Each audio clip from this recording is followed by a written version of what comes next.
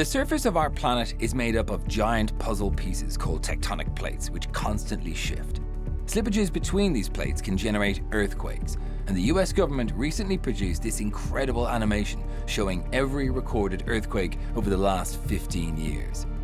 Earthquakes can be devastating, but when they occur under the ocean, they can trigger an even more terrifying phenomenon: a tsunami.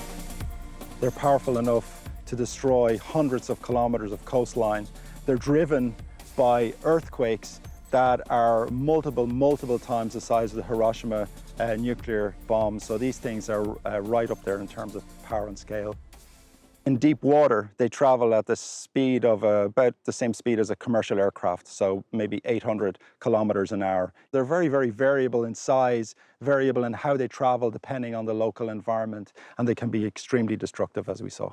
But I sort of feel like a Jamaican bobsledder here in the hills of Wexford, because we're certainly not at risk of a tsunami here. What are we doing here? We're beside a seismic station. A seismic station is an instrument for measuring very small ground vibration. Right.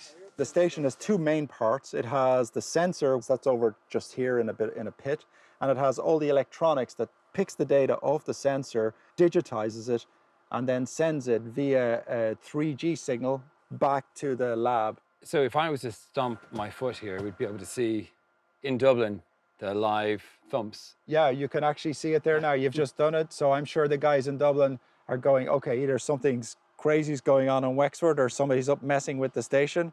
But not only do you see the thumps here, you can see this very slow or low frequency stuff here. That's caused by the ocean waves, both in the Irish Sea, but primarily in the Atlantic, that are compressing the seafloor. So we can see the effects of the ocean all the way across the country as these waves travel in the subsurface to the station here in Wexford.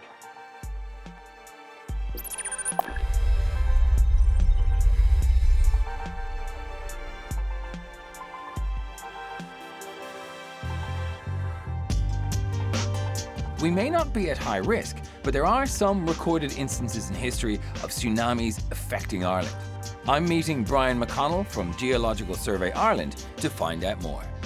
Perhaps the best known one is the tsunami from the Lisbon 1755 event, which was a major disaster in Portugal and the Iberian Peninsula, but did cause damaging waves in Cork, Kinsale and Galway, for example. But going back in time, there is evidence on the seabed for large tsunamis in the past caused by submarine landslides. And we're collaborating with research in UCD, and they've calculated that about 21,000 years ago, there was a 4-meter tsunami impacted the coast of Ireland from one of these landslides. Wow.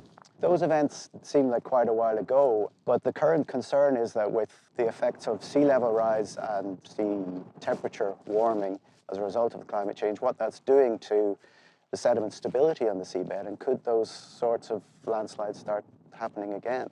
Did I hear something about a tsunami hitting Dublin? Well, there was an eyewitness account, allegedly, of a tsunami in the River Liffey in about 1767, I think it was, that a tsunami wave travelled across the bay and up the River Liffey, and there's no source known for where that might have come from. Right. I suspect the people of Dublin had heard about the Lisbon wave hitting Cork, and they wanted their own tsunami as well. Ireland has 6 national seismometer stations around the country, but I'm here in Cork Harbour, where researchers and engineers are gathering to launch one of the most ambitious deep ocean research projects ever undertaken in Europe. Sergei Lebedev is principal investigator on the SEA-SEIS project. SEA-SEIS is all about doing seismology at sea. We're going to deploy ocean bottom seismometers over a very large area across the North Atlantic. So you can think of it also as a sea-sized seismic experiment. So how many sensors are you putting on the sea floor, and where are they going? We're putting out 18 sensors at depth from 1 kilometer to 4 kilometers. And some of them are offshore Ireland, in the basins close to Ireland, but some of them go almost as far as Iceland. Well, the project of this size with broadband seismic instrument has never been done in North Atlantic. The goal of our project is to learn more about what the tectonic plate that Ireland sits on is like beneath the surface and what happens below the plate. With final preparations underway before the team embark on their 3-week research mission, I meet up with Chris again. What we have here are a cluster of 18 very expensive individual seismometers that we put them over the side of the ship. They float slowly to the seafloor and they sit there for a year and a half, and they can measure any type of ground vibration. As you reach the shelf area, you go from relatively shallow water into deep water, and you can have earthquakes at that interface. We don't know very much about them. These sensors will be able to find them. We can detect what are called teleseismic earthquakes, tele as in far away, and Sergei and his group are using those earthquakes, the waves from those earthquakes, as an imaging tool, like you would in medicine, to image the deep structure of the whole Irish offshore region. Why is that important?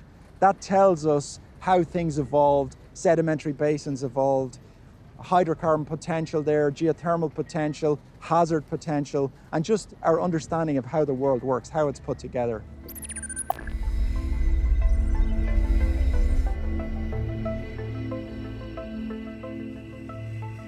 The Seabed sensors will connect into Ireland's existing land-based seismic network, and researchers hope the project will provide data on how the structure of the tectonic plate varies across the North Atlantic. Well, this is the first time in Ireland that we've done a project at this scale. It's great to stand here with the ship behind us full of all the kit, and it's going out in a few hours. It's a great place to be.